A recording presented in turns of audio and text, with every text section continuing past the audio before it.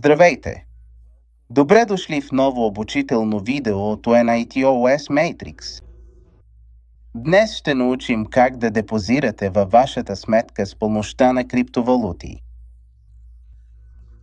Първото нещо, което задължително трябва да направите, е в горния ляв ъгъл да отворите прозореца, където се появяват всички основни бутони, и след това внимателно да изберете опцията за презареждане от наличните възможности.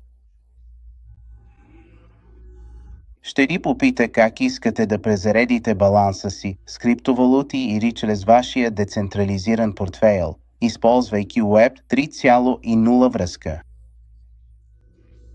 Този път ще използваме опцията за криптовалута. Тази опция е за ръчно депозиране от вашия портфейл или от предпочитана от вас криптоборса. Първо, кликнете върху жълтия бутон USDT BEP 2.0. На този етап поръчката за депозит вече е генерирана. Кликнете върху X, след това отново върху X. И тук ще ви се покаже вашият адрес за депозит или портфейл. Важно! Имате 10 минути, за да направите този депозит.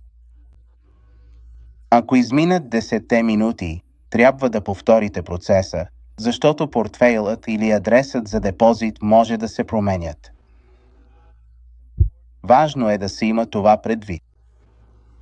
Копирайте адреса на портфейла, след което отидете на предпочитания от вас портфейл или борса. Намерете монетата, която искате да изпратите, и изберете опцията за изпращане. Важно! USDT BEP 2.0. Ако забележите, мрежата тук е USDT BEP 2.0.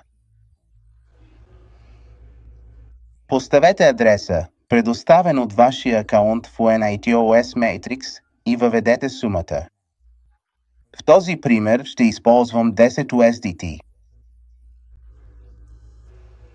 Много важно! Ако ще изпращате пари от децентрализиран портфейл, трябва да имате няколко цента в BNB, за да одобрите транзакцията. Това не се случва при криптовалутните борси. Таксата се удържа директно от баланса ви в USDT. Но в този случай примерът е от портфейл. Натиснете Изпрати.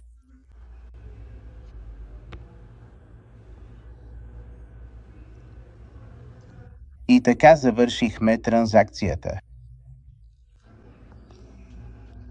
След като бъде успешно завършена, можем да отидем в нашия акаунт в NITOS Matrix. Затваряме го. Опресняваме. И виждаме, че вече имаме общ баланс от 10 USDT или каквато сума сте искали да изпратите. Сега ще имате достатъчно баланс или необходимия баланс, за да завършите покупката на един от NFT-тата във вашия акаунт в NITOS Matrix.